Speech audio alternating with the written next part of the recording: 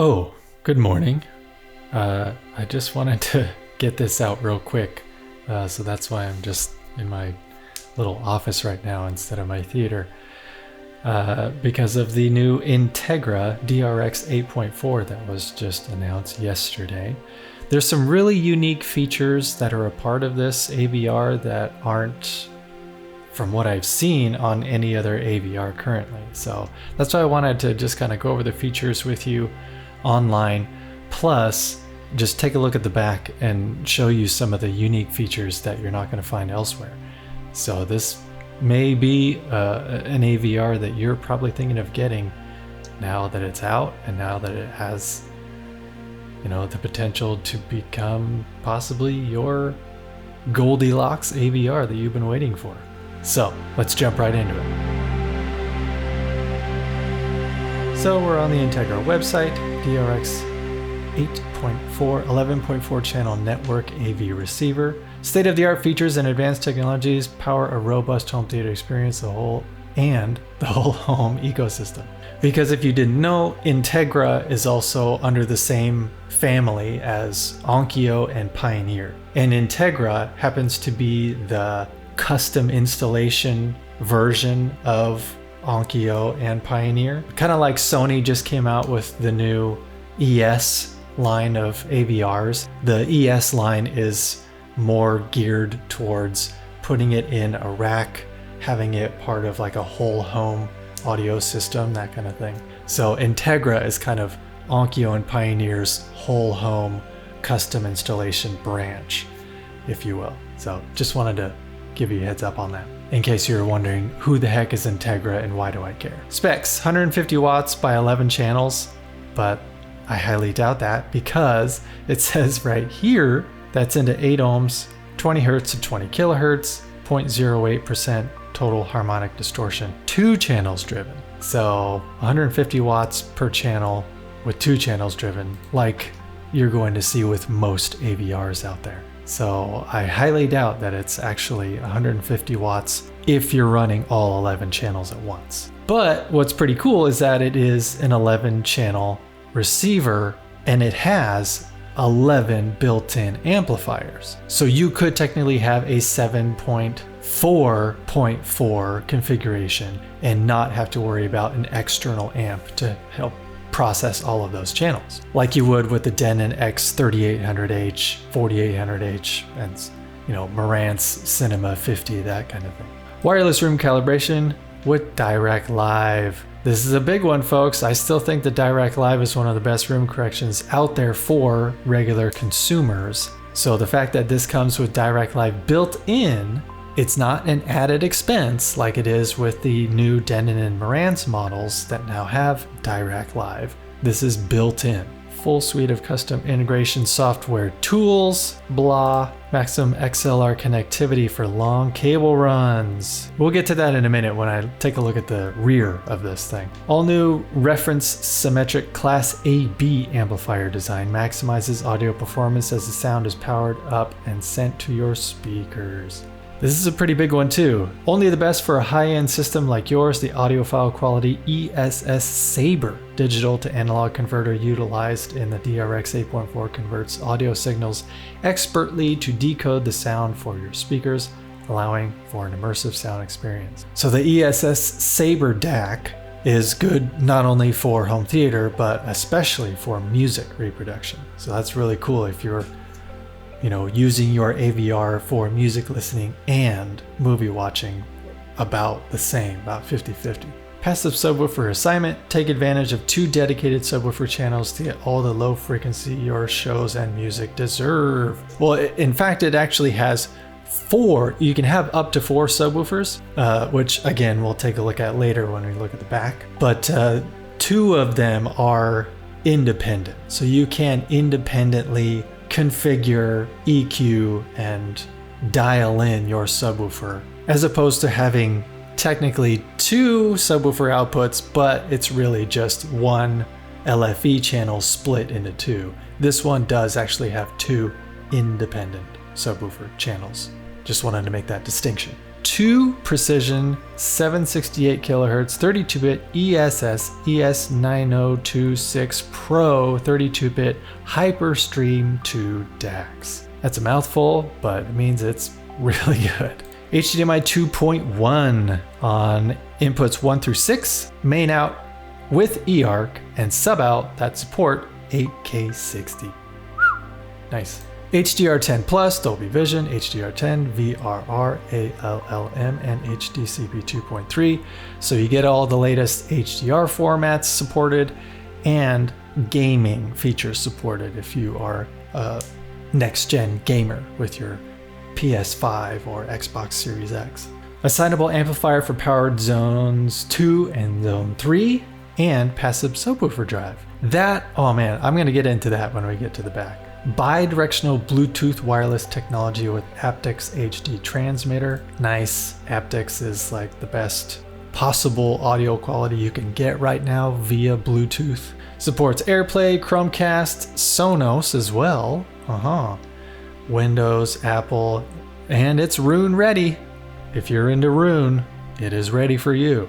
Compatible with major music streaming services, Amazon Music, Spotify, Deezer, and TuneIn, which you can control from the Integra Music Control app on your phone. Since it does have Chromecast built in, obviously it works with your Google Home app or Google Home Assistant, and it's got Apple AirPlay too, but as you can see, Alexa is missing from this list. So if you're like deep into the Amazon/Alexa ecosystem, doesn't look like Alexa is supported, just Chromecast and Apple AirPlay, for those of you wondering. As far as DSPs are concerned, it obviously supports Dolby Atmos, DTSX, RO3D with a firmware update estimated June of 2023, IMAX Enhanced, Dolby Atmos Music, and other major formats. Okay, so all those features are fine and dandy. Those are the types of things you're going to find in any AVR nowadays, or at least the ones that are supposed to be a bit future-proof. 8K60, 4K 120, all the audio codecs, Dolby Atmos, DTSX, IMAX Enhanced, RO3D, whatever. But there are some really unique features on the back of this that I haven't seen in any other AVR. I mean, you'll see probably some of these features with preamp processors, but as far as an AVR, these are some pretty unique things. So let's just jump into here. Zoom in a bit. I literally just had someone comment on a video the other day asking how they can add a subwoofer to their zone 2 or zone 3. Because almost every other AVR out there, when you're dealing with zones, it's just 2-channel, red and white, right? Like as you can see here, zone 2, zone 3, you can actually use some internal amps to power those zones. Or you've got these pre-outs up here. If you have, say, an integrated amp, like a 2-channel integrated amp you want to use instead, you can use these pre-outs instead for zone 2 and zone 3. But it's almost always just red and white. It's almost always just 2-channel. But the fact that it has this subwoofer and this subwoofer for zone 2 and zone 3, that is incredibly unique. No longer do you have to get an integrated amplifier that also has a subwoofer out. You can just go straight out of this AVR and boom, you've got a subwoofer in your zone 2. So if you're watching, whoever commented the other day, there's your answer. Anyway, I just thought it was really unique. I was pretty floored when I saw that. And then over here, yeah, it can process up to 4 subwoofers, but technically it only has 2 independent subwoofer outs, but they are split A/B. So say you have subwoofer 1, A and B in the front of the room, subwoofer 2, A and B in the back of the room, something like that. So that way you can independently configure and EQ your front subwoofers and independently and EQ your rear subwoofers. If you wanted to go hog wild and have 4 subwoofers, like in each corner of your room, for example. 3 optical inputs, that's quite a bit. Yeah, we've got your legacy audio and video inputs, and then you've got your standard RCA pre-outs, but you got 1, 2, 3, 4, 5, 6, 7, 8, 9, 10, 11.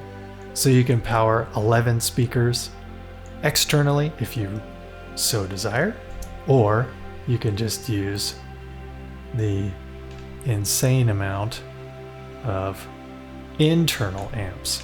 And as you can see here, you can bi-amp your front soundstage by using these internal amps right here.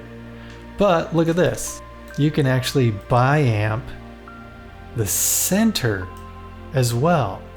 So if you've got some real nice tower speakers that can be bi-amped, where they have the 2 sets of binding posts on the back, and if you have a center speaker that can also be bi-amped, that is such a unique feature. I don't think I've ever seen that on an AVR, or at least it's been a while since an AVR has offered that. So that way you can bi-amp your entire front soundstage, not just your left and right.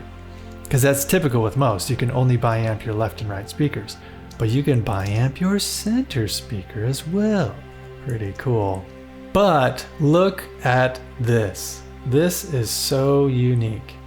There are some AVRs out there that might offer balanced subwoofer outputs, or possibly balanced front, left, and right. But the fact that you have balanced XLR outputs for your entire front soundstage and your subwoofers is incredible.